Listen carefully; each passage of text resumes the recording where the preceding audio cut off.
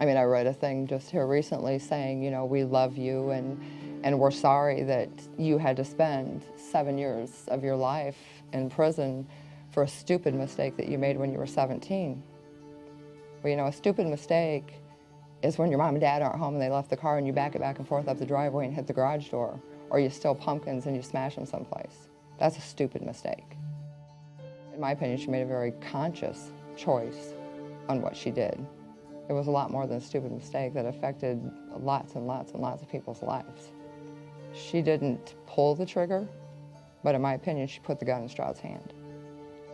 I mean, do you really think that Stroud and the rest of them would have ever went to the Sears home without Charity? It wouldn't have happened.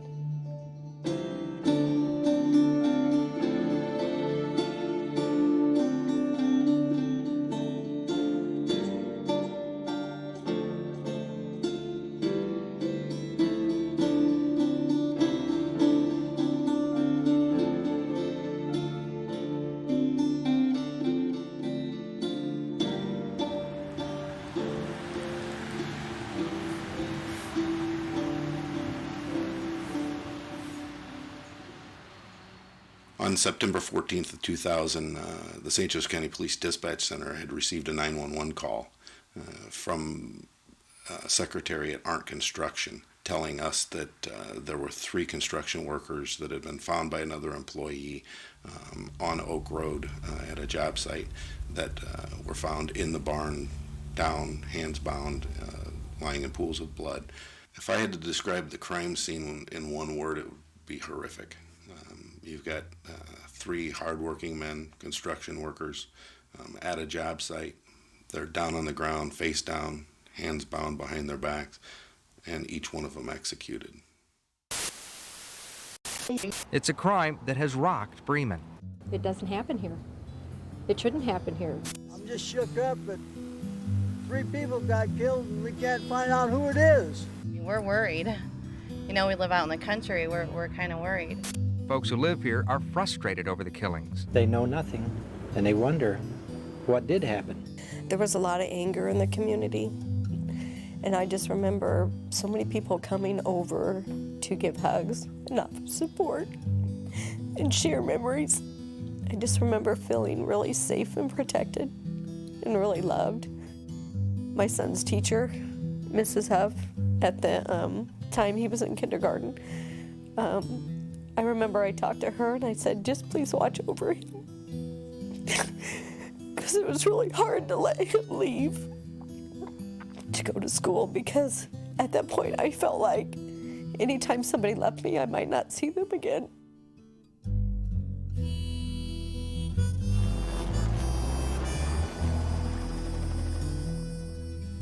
A normally quiet, rural part of southern St. Joseph County busy with investigators and squad cars late in the afternoon. As police look for answers to this murder mystery. Right at the very front end of this thing, it's going to take us some time to get to a picture and a handle on what really transpired here. Special Crimes Commander Mike Swanson remains cautiously optimistic about finding who's responsible for Thursday's triple murder. We're all tired, but we're going to continue to work throughout the night, and I can just tell you that we're gaining some ground. Well, it's such a shame, and all that we say is who's to blame. Through the investigation, we were able to learn that the 4 individuals involved in this case, the 4 suspects, had made a plan to burglarize this home. They had received information from Charity Payne that the people who lived at this home were extremely wealthy and were told that there would be a lot of money in the house. The 4 individuals got up that day on the 14th of September in 2000. They left Walnut Street in South Bend en route out to the house on Oak Road, to the Sears property. Along the way, they stopped at a gas station at Prairie and Olive Streets. They went inside, they bought some gloves and some other items, and then they drove to the home. They had been there the previous day, knew where the house was at, how far back off the road the house sat. The gate evidently was open. They were told by Charity that if the gate was closed, that indicated that somebody was home. The gate was probably left open that day for the construction workers, the delivery of the lumber. When they got there, they were evidently startled that the construction workers were in the barn. And from that point, they made the decision, or Philip Stroud made the decision, that they were going to have to kill these people because they had seen them, they had seen their vehicle, possibly even seen the plate on the car.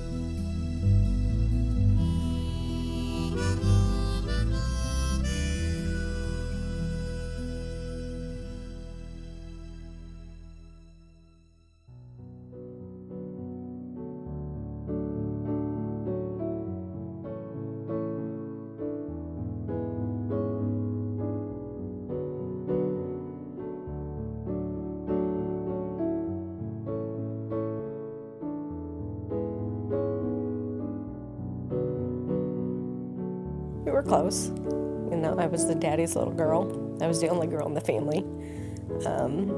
My mom would tell stories about how when I was born, he wouldn't hold me because he was afraid he was going to break me. I remember my biological father once saying to him that he was glad that I had someone like him in my life to help raise me, to be there at times when he couldn't always be. We were all his kids. Someone said, "How many kids do you have?" He would say, "I have 6 kids." And when people talked about steps and stepchildren or step-parents, he would say, "We don't have those kind of steps in our house. The only kind of steps we have are the ones that go downstairs to upstairs." My last experience was when I had to have cancer removed from my side, and I needed to borrow some money for the doctor's visit, basically, and he loaned me $500, and he said, "I'm not loaning it to you, I'm giving it to you, because I'm your dad." And that's, I think, the last time I seen him. The last time I saw my dad alive, he had stopped by the house during lunch, and I was home, and we just spent about an hour just eating lunch together and talking and hanging out with the kids. His birthday was in September, and the last time I called my dad, he didn't call back, because I had called him to see if he wanted to meet for dinner for his birthday, and it was the day he died, and he never returned my phone call. My children were born on September the 7th. I was told I'd never have kids, and he was always an encouragement, saying, "You know what, it'll happen someday." And so when I did become pregnant, he was probably just as excited as I was to see that it finally was going to happen. My children were born on September the 7th. He was murdered on September the 14th. Unfortunately, they were 3 months premature, so they were itty-bitty babies. He could have held them, but he was afraid. So he was gonna wait till they came home.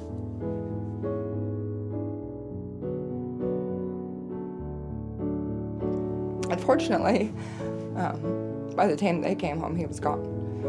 So he never got to see them. On that day, he had just recently retired, and his brother had a doctor's appointment, Calvin, and called Wayne to see if he wanted to come to work that day because he was going to be gone, and so they were going to be short a person. My mom has this board, a dry erase board, and the morning that he left, he would always tell her he loved her goodbye, you know, very predictable, home at 5 o'clock for supper, meat and potatoes kind of guy. She wasn't up right then when he left, and so on the dry erase board, he wrote, "Love you" to her on there, and she still has that board. It's never been erased. It sits, and that's the last thing I know that he wrote. On Thursday, 3 construction workers were found murdered, and tonight, we may know why. 18-year-old Charity Payne Charity Payne. led the group of suspects to the Lakeville home. When Charity's picture came up, I remember in the beginning it being odd that there's this white girl that's from this community, but the others weren't. I mean, I think a couple of them they actually got from Detroit, maybe. So to place them in that community to do a robbery was very puzzling. She seemed like a small town girl, not much different maybe than me growing up in this small town. It just kind of seemed familiar. And to do something like that to a family that she knew, because she was involved with that family previously, just was shocking to me that somebody could do that. Well, as far as I knew, she was always a happy child. Thought life was good. You know, seemed like a normal family. You know, I guess there was things going on that I didn't know about when she grew up, different things that happened to her when she was a child. We were so close. I mean, we were like best friends, and we talked about everything. She always told me everything. I guess I should have been a little bit more aware when she quit talking. Charity is the first friend I ever remember having. We went through elementary school, middle school, and high school all together. Later on, you know, with the things that happened, you could see the pattern forming. That summer we were hanging out together every day, and almost once a day I found myself in a position where I did not feel safe. Because she just doesn't understand that people you've known for 20 years, you should trust a lot more than people you've known for 5 minutes. I mean, she's just got that kind of personality. She's really outgoing, and she really likes to talk to people, which is great, but she doesn't understand that there are certain indicators that maybe they're not the kind of people you want to be talking to. Right before we graduated our senior year, she kind of started to hang out with people that I wasn't really comfortable hanging out with. I think Charity never really knew what you're taught as a little kid of stranger danger. She never really knew that you should be afraid of certain people, or maybe you shouldn't let people in quite as much as she always just did.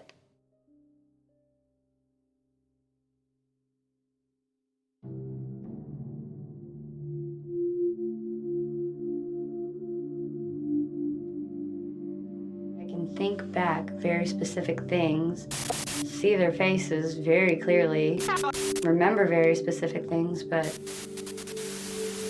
I don't really have much audio. It's almost like everything's surreal. It's like looking at, you know, a picture and having no sound.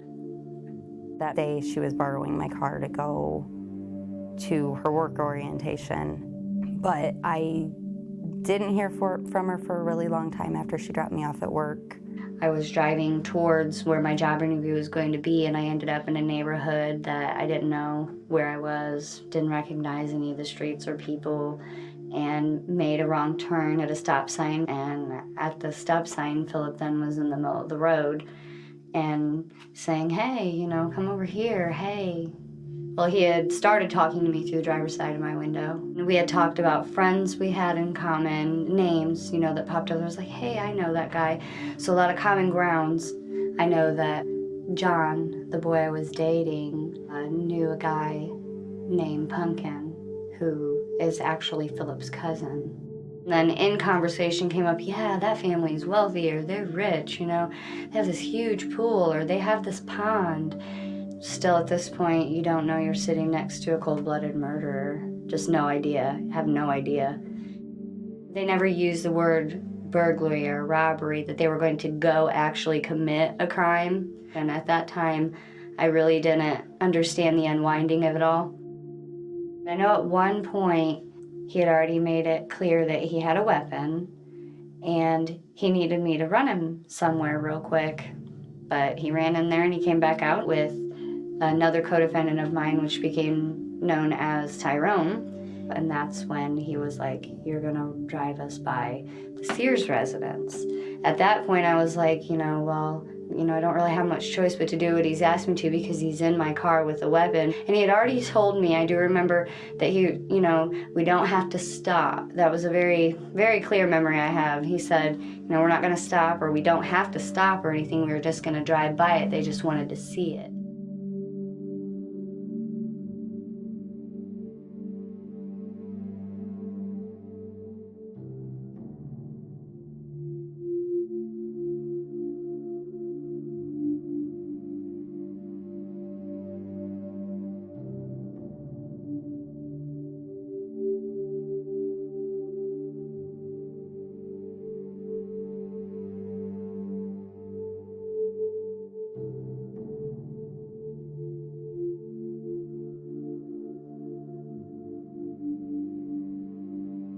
When she came to drop the keys off, she was a lot later than I expected her to be, since she was just doing an orientation. She wasn't going to be gone for a long time. And when she came to drop the keys off, she was getting ready to go to her other job. And when she handed me the keys, all I remember her saying is, I really need to talk to you. Something was wrong. I didn't know what it was, and I didn't know it was as bad as it was. But I know that when she handed me those keys, she was not anything except for scared.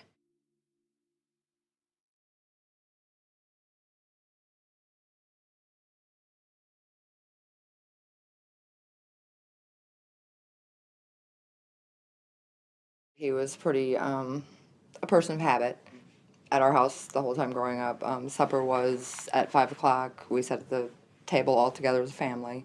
When it came around that time and he hadn't called and he wasn't home, my mom called his cell phone a few times. Didn't get any response or anything, which was not like him at all. And as time went on and she continued to call his phone and got no response, I think sometimes you just get that feeling that something's not right. All the kids were in bed. My husband and I were in bed. Everybody was sleeping, and I had just gone to bed, and I got a phone call from my oldest brother, Tony, and he said, Dad's been shot. And I said, okay, well, what hospital do I need to go to? And he said, you don't understand. He's not alive. And I didn't really believe it until I went and seen him. And that was at the funeral home. Because I was told not to even touch my dad's body in the funeral home because his head was totally blowed off, half of it, and they had putty filling it.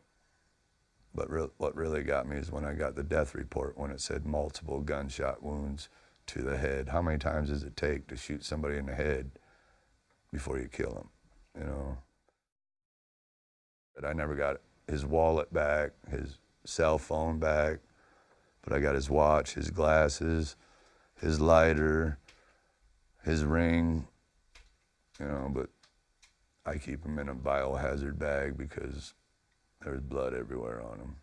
They tried to clean him up the best they could, but they could,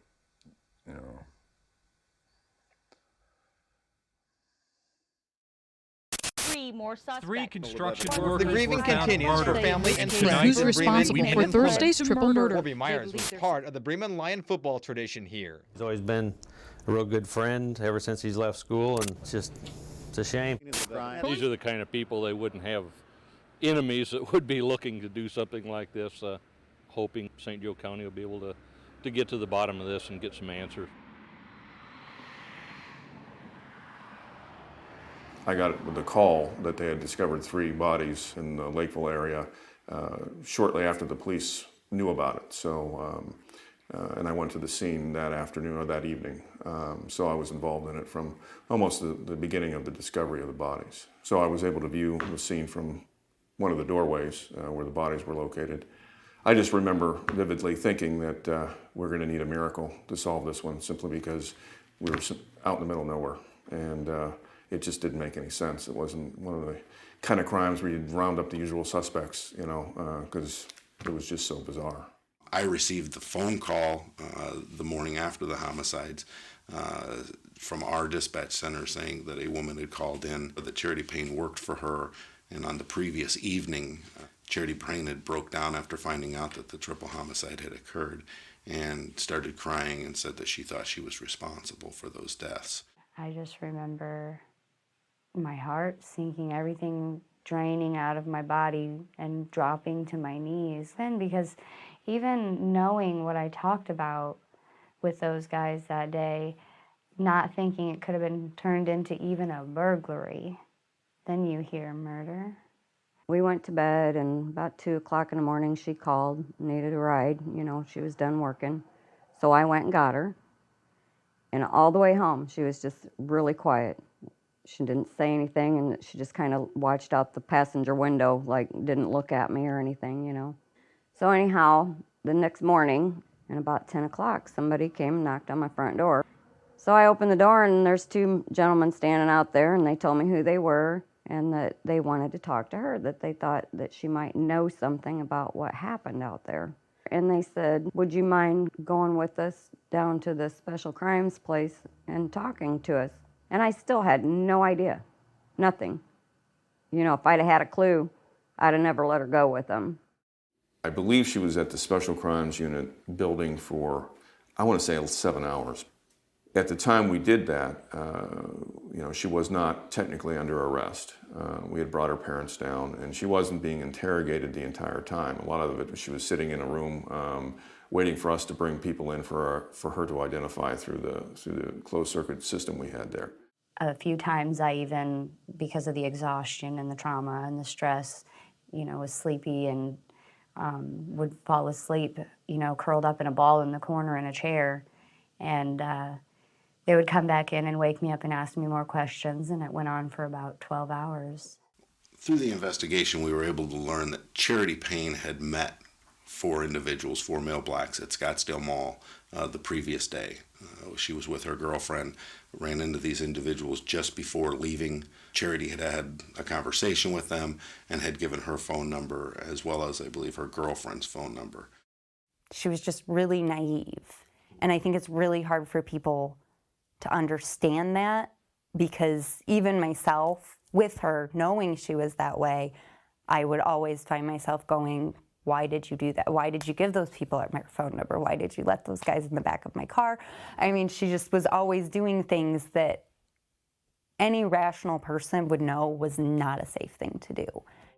On Wednesday, Charity had taken her girlfriend's car after dropping her off at school on the premise that she was going to go for an orientation for a job on the west side of South Bend at a local supermarket. Charity actually was not going there. All indications are is that Charity had every intent of finding some marijuana and contacting these individuals to do it. I don't know necessarily that it was drugs. I mean, I really don't think that's probably why she went there. I mean, I think it was someone was paying attention to her, and Charity would, I mean, she would drop her best friends at the drop of a hat if somebody else was giving her a time. That's just kind of always the way she was. And then I think she got in a situation that she couldn't really get herself out of. I can tell you I was not over there to buy drugs. It ate me up, tore me up, just irritated me to death, because they wanted me so bad to say that because it would make sense to them. Initially, her story to us was that basically she was stopped on the street, someone got in, they knew her ex-boyfriend John Sears, and they started asking her the questions, which was completely untrue. None of these individuals, none of the suspects knew of the Sears family, John Sears, anybody. It was during the course of conversation that she brought up the Sears family and how much money they had. And during the course of conversation between the suspects, they kept talking about the white girl's got a lick. And lick is a street lingo for a robbery. I'm not saying I was completely innocent, never at any point in this, but more of this has gotten thrown on me in the picked apart details. You know, I can only go so far and accept so much responsibility for that, regardless of how it turned out. From court documents of a videotaped interview, 18-year-old Charity Payne told investigators that she told the other suspects about the family's financial status, how to bypass the home security system, about the maid service schedule, and their unpublished number. She states suspect Philip Stroud had a gun and claimed he would kill anyone found in the home. When it went from conversation to taking them to the location, that's when she should have known that this is for real, and they're probably really planning on doing what they're talking about doing. You're not me. You didn't go through what I went through, so you're not going to sit there and pick it apart like that. That makes sense to me, though. You're not going to understand that. I didn't sit in the car with Philip that day and plan a robbery.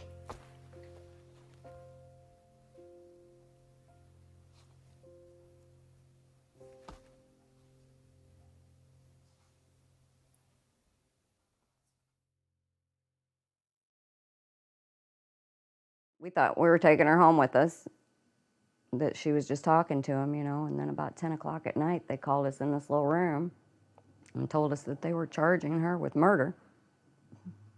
It just didn't even seem real, okay? I literally beat my head against the wall when I got home, sit on the floor and just, you know, cried, and you just can't even imagine, honestly, what goes through a parent's mind, and I mean, it just crushed us. When this all happened, it happened quickly. It was, she met these guys one day, and the very next day, the crime occurred. So she didn't have time to think about it, and I think she thought that she could talk to me and I could tell her either this is dangerous or, I mean, like, that this really may happen. I think she thought she had more time to stop it if there was something to be stopped. And you got to understand, too, that Charity hung out with a lot of people that said they were going to do a lot of stuff that they weren't ever going to do. I think she was torn between being scared for herself and hoping that what these guys were talking about was all talk and nothing was really going to happen. Knowing her, you know, she wouldn't have hurt a fly. She wouldn't hurt a fly. She just ran her mouth to the wrong people, and very bad people. We have prepared charges for felony murder against Miss Payne, and they're awaiting a judge's determination of probable cause tomorrow.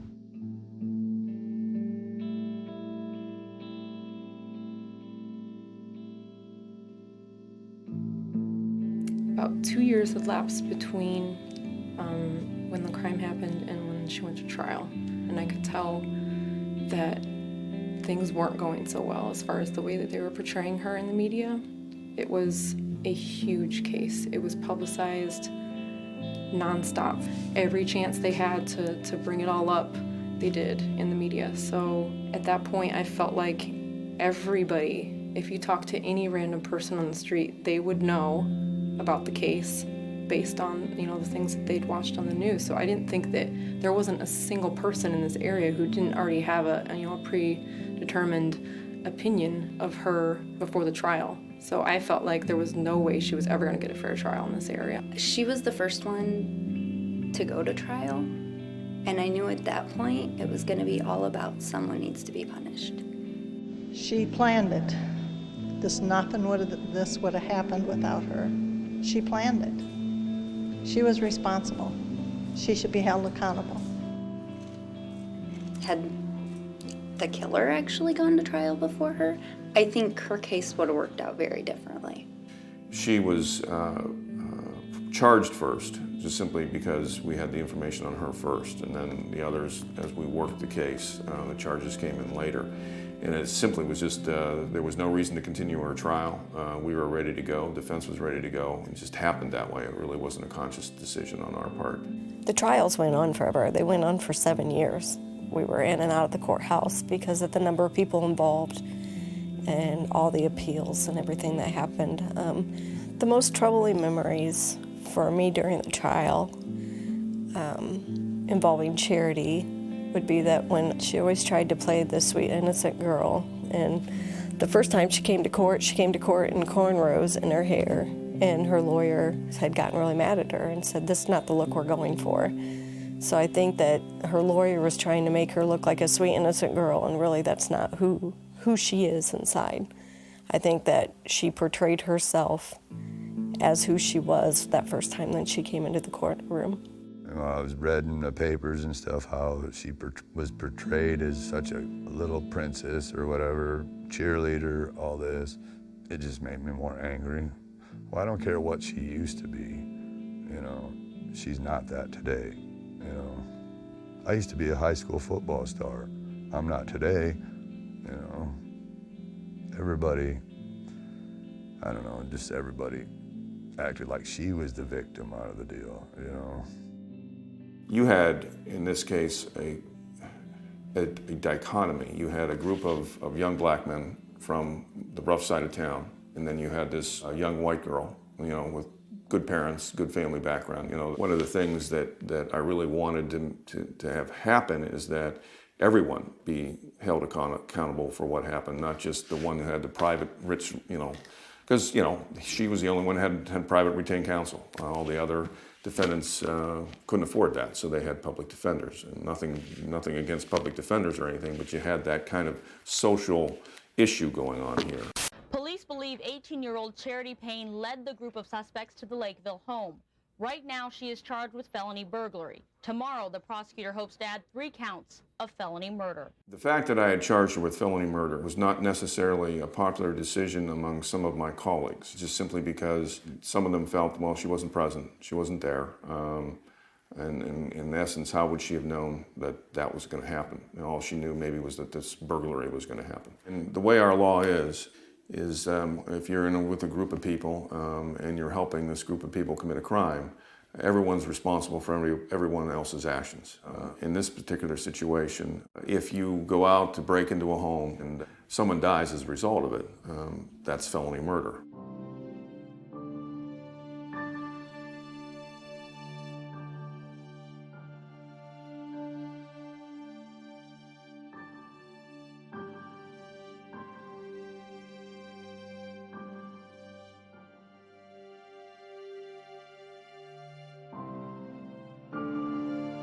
Most of all, the trial I did attend.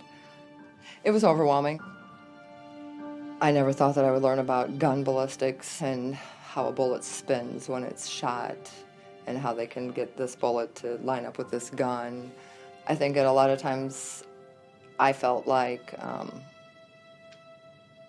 the person on trial really has more rights and more things that can be said about them than the person who's dead.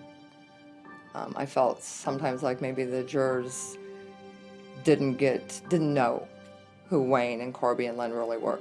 Didn't know that they were, you know, Corby's fiance was pregnant with his first child, or Lynn's family, or Wayne, you know, that they didn't, I don't know, I guess in a trial I just think that it should be more fair, that the jurors should also have to hear about the victim. You know, some of that stuff was just sickening to hear, that society has made you do the things that you've done, or that you came from a battered home, or that you had beer put in your bottle when you were a baby, and, you know, you hear all of those things kind of, in my opinion, was trying to get the jury to be sympathetic that, oh my gosh, this poor person, you know, they had all of these things bad happen to them when they were growing up, and that's why they did what they did. I remember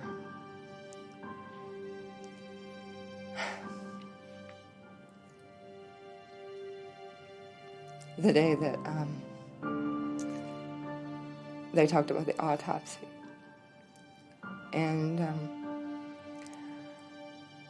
learning where the bullet went in, where the bullet came out, and then seeing pictures.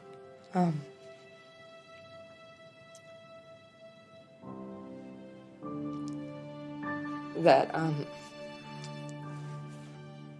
sort of made the person almost unrecognizable if you didn't know who they were. You see gunshot things on TV all the time, but it doesn't really prepare you for what it actually looks like. And I remember that day having to cover my mouth.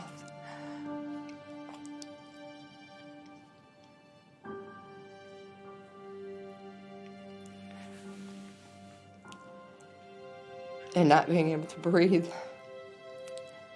And wishing I wouldn't have looked.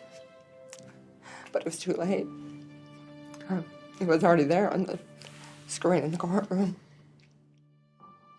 We had asked to be told when they were going to show those pictures because we didn't want to see them.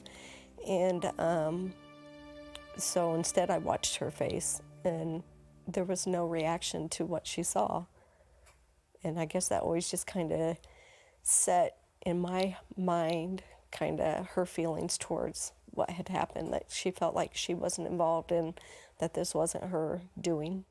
I was advised to keep everything in, and because if I were to have said I was sorry or cried or any of those things that I was feeling as a human, that they would be taken by people or the victim's family members, anyone else, as insincere.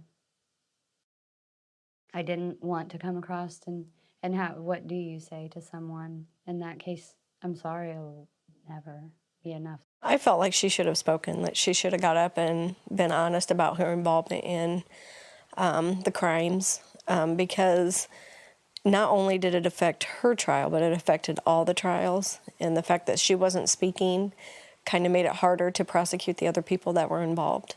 Her attorney was, very experienced, very capable defense attorney, and usually it's been my experience as a prosecutor that whenever a defendant gets up and testifies on their own behalf, they essentially dig their own grave. They don't come across very well.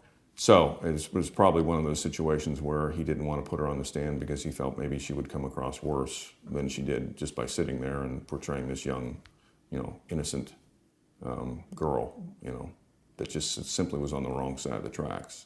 Her trial was really hard. I remember sitting in the witness stand and looking at her lawyer, waiting for him to ask me a question that might actually help her.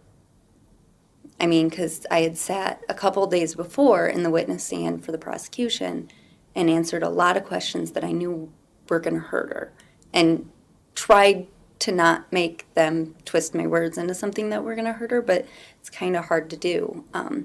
Because there were some things that just did make her look bad. The prosecutor countered that the murders of 3 construction workers killed during a burglary on the job site simply would not have happened without Payne. Payne told the murderers a way to enter the home without sounding the burglar alarm, that being through the same second-story window her ex-boyfriend used to sneak out of to meet Payne when the two were dating. On the witness stand today, that ex-boyfriend also talked about a letter Payne once wrote to him. The letter pointed out how easy it would be to rob the restaurant Payne was working at the time.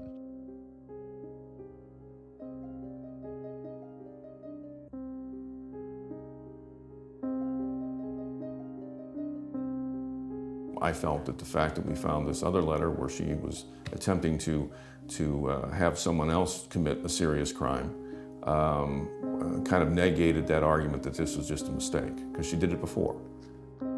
Nothing that's documented in the letter ever actually took place. We tried to fight and get it thrown out, just had no relevance. But of course, it was taken as their character reference of me and my mindset and my ability or capability to do these types of things. Her attorney would not ever let us talk to the media and put our side of the story out, or her life, or what kind of person she really was.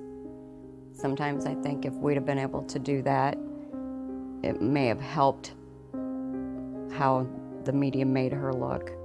At first, I was very thankful for the media, because really that was the only information that we were getting, because the police were not giving us much. They would call and they would give you little tidbits, and just enough to make you want more, and then they would come to your house and interview you. They went as far as we asked them not to come to my dad's funeral, and they were outside trying to videotape and ask people questions at that point, and that was really troublesome to me, that they would push it to the level to where it was almost intrusive on the time that you were trying to grieve. A simple burglary authorities believe started with this woman. She provided a lot of information about the house in question, a home Payne told her newfound friends all about when they told her they needed money. The Charity that I saw on the news was not the Charity that I knew. A lot of people formulated their opinions of her through what they saw on the news. And I don't blame them, because if I didn't know her, I would probably think the exact same thing. I just feel that they'd already all had their minds made up, before the trial even began.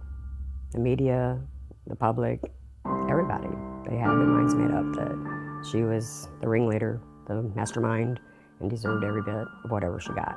Charity Payne didn't fire the shots. She called the shots that turned the home of her ex-boyfriend into the scene of a triple murder. You would ask people, well, was she there when that happened? And they'd say, yes, she was. They had no idea what really happened. That she was nowhere near that house when those people were killed. And honestly, if she was, she would probably be dead because there's no way she would let that happen. I wish that it would have went differently where those people could have seen me and not what the media and everybody else painted. They just made me to be a monster and a mastermind. Payne first suggested Stroud burglarize the upscale home of her ex-boyfriend. Inside information about the home of her ex-boyfriend. She told the killers her ex-boyfriend's house was a good target for robbery. People like this just shouldn't be allowed to be on the streets, you know. I would say just so broken. To be looked at like this thing and picked apart. To know yourself better than anyone else. Nobody's listening. It's horrible. To stare at people and watch them judge you, and they just don't know. It's like I'm a human too. I'm a person.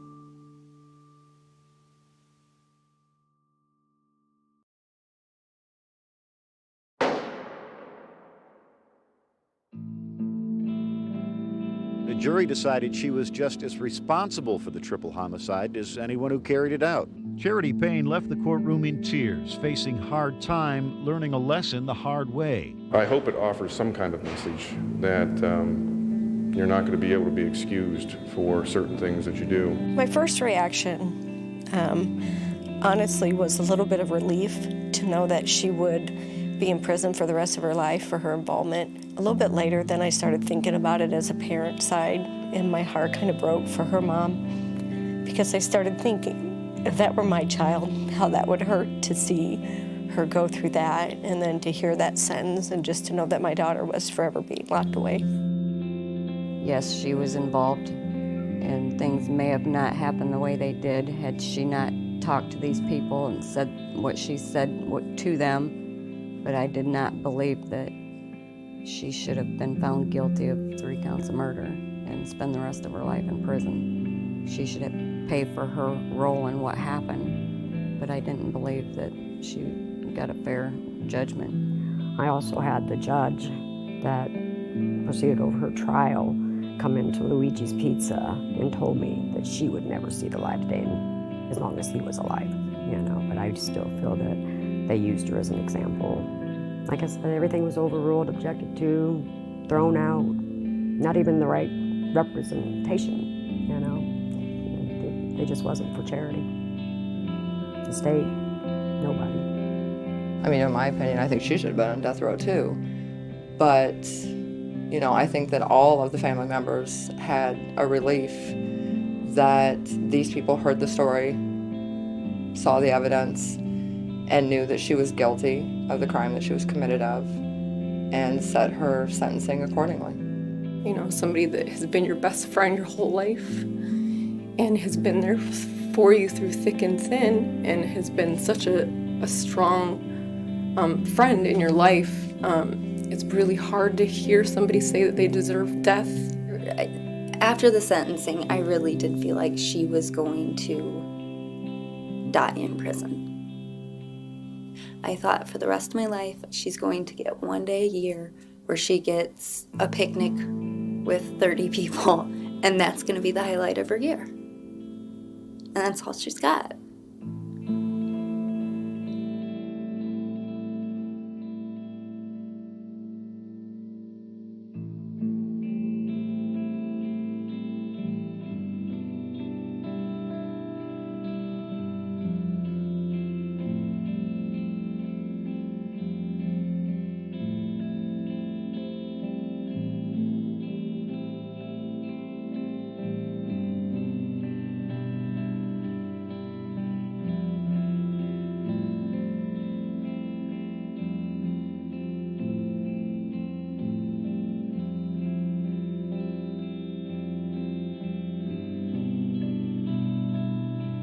first memory of Charity Payne was, I'm on the block, standing out, basically doing what I was doing every day was, hustling, in my neighborhood. And where I'm from, any car that we don't recognize, there's really not supposed to be no cars that come through our neighborhood that we don't recognize, so then when I seen that it was a female, then I just stood in the middle of the street and stopped the car, That was really it. That's how I first met her, She told me her name, I told her my name, and I think we went looking for some weed or something, stopped by one of my spots and got some weed, and I think we smoked. Matter of fact, I know we smoked a blunt, and I can't really remember all the details completely, but we end up going out till what I later found out was the Sears residence. But it's really nothing too much that I can say about Charity Payne because I didn't know her but for a brief second, and I misled her. I misled her. The reality is I killed 3 people. I killed Wayne Shumaker, Corby Myers, and Lynn Granger. And I want to make that clear because I know in prison, everybody else in this prison is innocent of the crime that they were convicted of, but I'm not, and I'm not proud of that. And it took me a long time to admit that, for a long time. I had to even get over the mental hurdle of referring to my victims as my victims. I would always say the victims to separate it from myself, another way of really not taking ownership, and I accept full responsibility. This is not Charity's fault. This is not my mother's fault for being poor. This is not my father's fault for being gone. I gotta live with the fact that I killed 3 innocent men for nothing.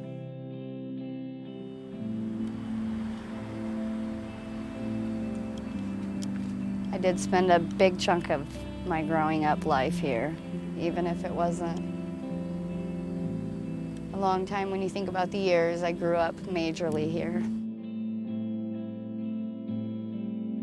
And actually this little fenced-in area right here, it's kind of hard to see through right here because all the layers, but right in through here, that's where we would have our picnic every year. If you were sentenced to 35 years or more, you got a picnic once a year. You could pick 30 people to come in, and I would get to come over for 4 hours and eat food with my family, and definitely something we looked forward to every year if we were serving an indeterminate amount of time. I can't change the way nobody else feel, but I know she didn't instruct me to do anything.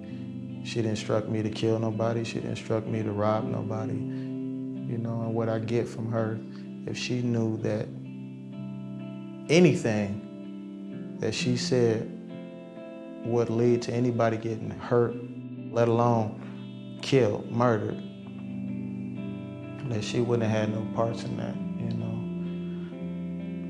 And she just unknowingly gave me enough information to do the wrong things that I already wanted to do. Yeah, I remember a million times walking out this door to get something or out this door to unload a truck and thinking, so weird, the whole world's right there. Like that truck driver just drove in here and he gets to drive right out. You have to, always remind yourself that the world didn't stop turning around you. Life did go on. If you stayed trapped where you were when you walked in that place, you'd come out the same person. You need to see life going on around you. But the reality is, she was an 18-year-old girl. I mean, she was an 18-year-old girl, and I've been on the streets since I was 11 years old, So that was 10 years at the time, So I know manipulation and all of that when I see it, and she wasn't a mastermind. She's just a a young girl really at the wrong place at the wrong time.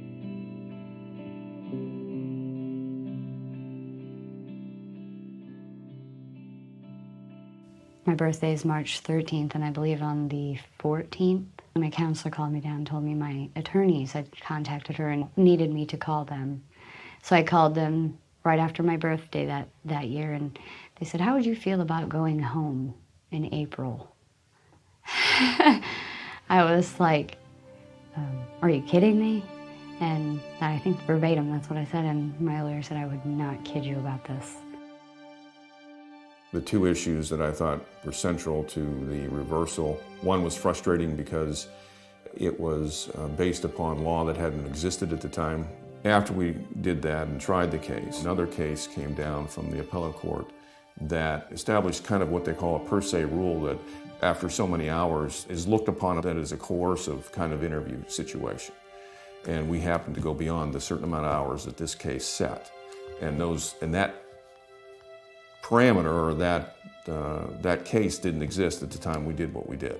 There's more to it than just the Miranda rights being screwed up and things that went wrong. There were details that were swept under the rug, and public did not get to hear or see, jurors did not get to hear or see, and there was more than enough for my lawyers to dig up and say, why was this not shown to the jurors?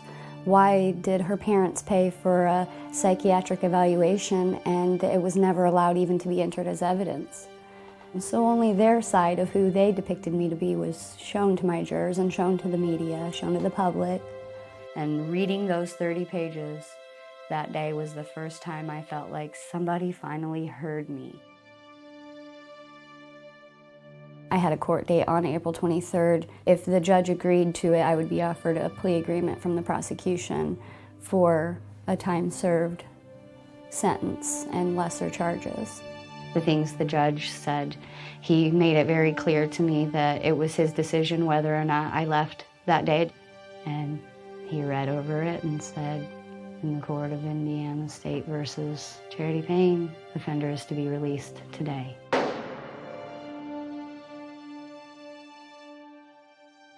Just cried and broke down. I'm sure I felt every emotion that I can't even label. Everybody knows that she is guilty, and she is out on the street walking free, and my dad and Corby and Lynn are all dead.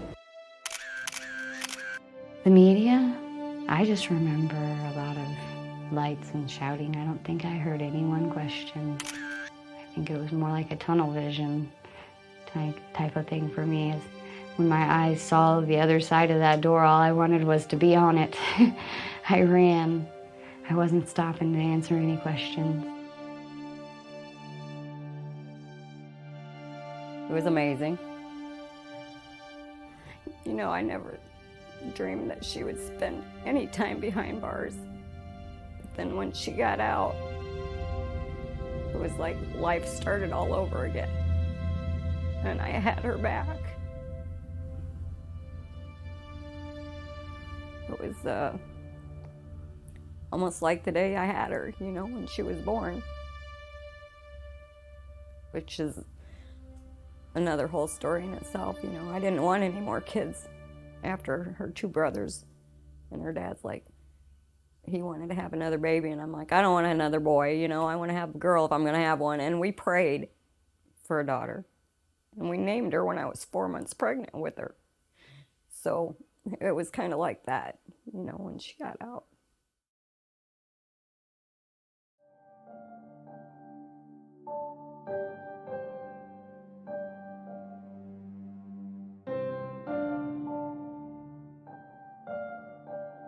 I think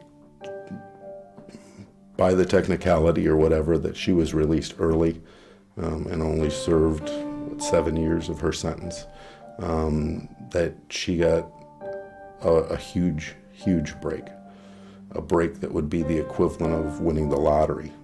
She certainly is as culpable and guilty in this as if she pulled the trigger herself.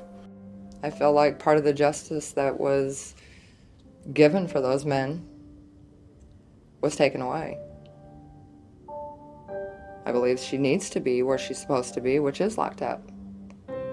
I don't think she's out because she's not guilty, because obviously she is. I mean, she sat through, the jury and the trial and the 12 people that found her guilty. She's out because somebody didn't do their job right. But I look at it like the day that she got 165 years, my mother got a life sentence. And she's not going to get off on a technicality or, this many years is going to be done. She's going to have to serve her full term. And so are all the other family members of all three of them. It's a forever thing with us. It is a life thing. And for Charity, it's not, and it should be. So I was very angry at the police for not doing their job. I was very angry at the court system for not holding her responsible for what she did. I was angry at her lawyer. I was angry at everybody. And then I sat back and thought about it, and I thought, this just comes down to one person. It comes down to Charity. She still is not admitting her part in this murder. I don't think she's sorry at all. I think she feels that she beat the system. I'm not a real religious man, but I do believe in God, and karma is really gonna come back and haunt her someday. I think I hate her more than I hate Philip Stroud. I don't know if that's right or wrong, but that's just my feelings. I don't know that she could ever apologize and be forgiven. Now, that being said, I think probably it would still be a good idea to openly apologize about it, and then they can make their decision if they're gonna forgive her or not. I think she's afraid to do that because she's afraid she is admitting that it's all her fault. And I think to her, if she admits any responsibility, that's admitting, that she pulled the trigger. Why say it? Because you can't, it'll never be enough. I'm sorry cannot do it. And if they ever would let me show them, if they would ever get to know me, and if there was anything I could do by knowing them, then maybe they would know I was sorry. But to say I'm sorry wouldn't cut it.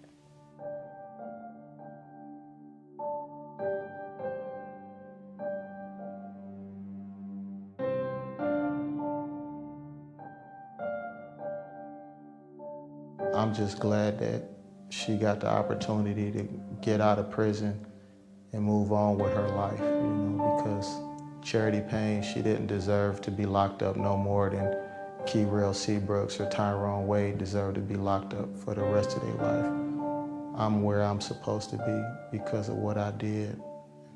For a long time, I just thought about how it affected me and my incarceration affected me and my family, but the real victims are Wayne Shumaker, Corby Myers, and Lynn Granger, and their families that have to live with that and try to put their lives back together to this day, man. And Charity Payne was a victim. Not a victim on the level of them. I don't want to, by any means, do I want to equate that. But she was a victim in her own way. I'm the only person that's not a victim. I'm not a victim at all. That's really what I have to live with, and that's a part of my legacy, and that's the worst thing that I've ever did, worst thing that's ever happened in my life.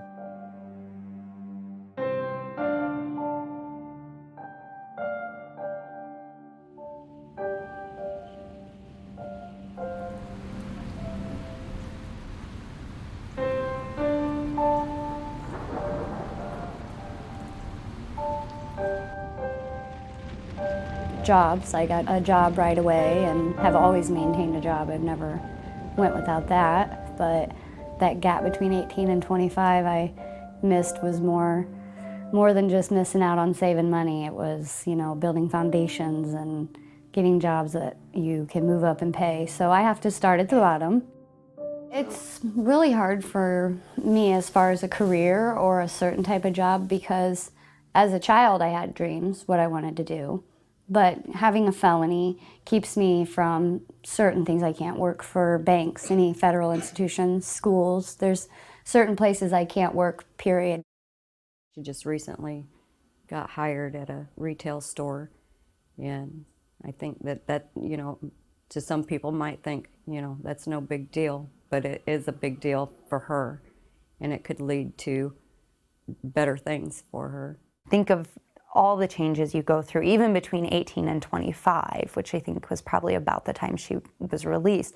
There's a lot of growing up and maturing you do during those years. She kind of got frozen at 18, being in prison and someone making all of your decisions during that time when everybody figures out how to do it on their own. Right, there we go. Get a picture.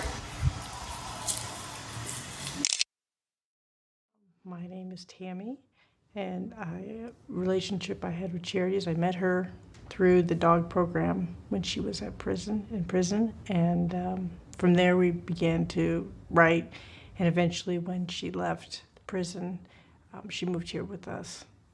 When the neighbors found out, they weren't quite so happy, but they still hate us. We don't get along with our neighbors very well. The neighbors were upset that we would bring somebody into the house who had been in prison and not tell them. And so it began some conflict. I guess I was naive.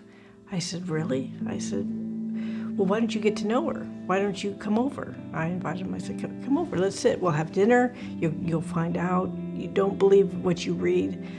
And absolutely not. They said, no, we know what people like that are like, and just absolutely refused. It affects me, obviously, every day, but it's something that I can't let destroy me. I, just like everybody else, have to get up and go to work every day to make money to pay my bills in order to survive.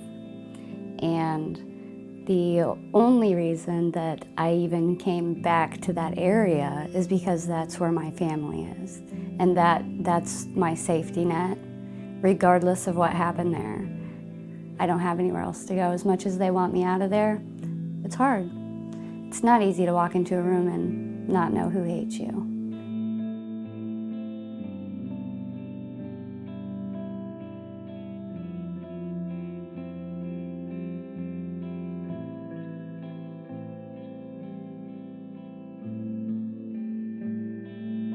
The bottom line is, she's going to live in our society. Do you think it's better to support people that are coming back into society, or do you think it's better to shun them? Your daughters are going to be standing next to people in the grocery store, and you don't know everybody's history. So you could stand next to her and never have any idea. Yeah, so it's been 5 years, and that was it. We have neighbors who just still will not talk to us. I sincerely hope that she thinks about the victims and their families every day of her life, and she takes that and does something positive with her life now that she is out, and maybe helps some other people along the way, or makes that a huge part of her life. It'll never make up for what's already happened, but she certainly at this point has an opportunity that most people don't ever get a second time. People ask that all the time, how are you doing? I mean, you go on, you don't have a choice but to go on and live your life. So you go on and you enjoy life because the people that you love are still here with you. But there's always just this little ache that you can feel, just a little reminder that one important person's not there, and not because he died natural, not because he doesn't want to be there, but because somebody else made it that way and they took his life. Time doesn't heal anything. The only thing that time does for you is help you to be able to get things into perspective, and time helps you to be able to control yourself and your emotions, but time doesn't heal anything. It's not any less of a pain today than it was 11 years ago. You know, my mother, I watched go from being one person to becoming another person, and she'll never be that one person again. And I couldn't tell you for how long that she wouldn't get dressed, she wouldn't come out of her room, that she had to take pills to get through the day. And that just didn't last a few weeks or a few months. That's her life. I think when you're going through a loss like this, the only other people that can understand it, maybe, are the people that are going through it with you. Corby's girlfriend at the time was pregnant, and every time I see his little girl, she looks just like Corby. My heart just skips a beat because I think that little girl will never know her dad, never get to hear his voice. Never. He never got to hold her. And being my dad was the person that was killed, and being a daddy's little girl, I thought she'll never have that experience with her dad. I'm thankful for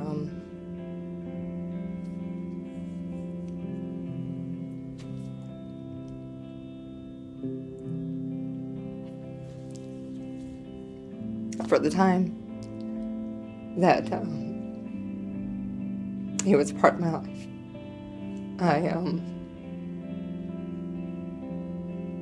A lot of life lessons from him that I will pass over to my kids, who will never know him. I mean, I know that you're supposed to forgive in order to move on and stuff, but you know, they also say God knows your heart, so God knows that I'm not there, and I don't know that I'll ever be there. And I know that a part of him would probably want me to let it go.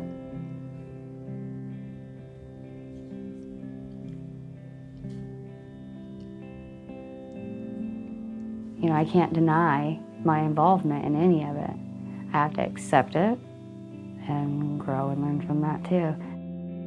And now I feel like even if I did good for the rest of my life, you know, you can't ever make up, you know, for the bad. I could never possibly, even for those family members, make right for all of that wrong, but for me, I just have to live right and make right choices from now on and not end up that person that some people expect me to. I can remember him, you get upset when people talk about you or put you down, and you always have that go on growing up in school and things like that. He would always say that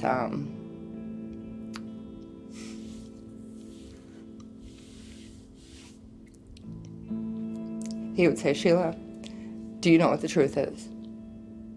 And obviously, yes, I did.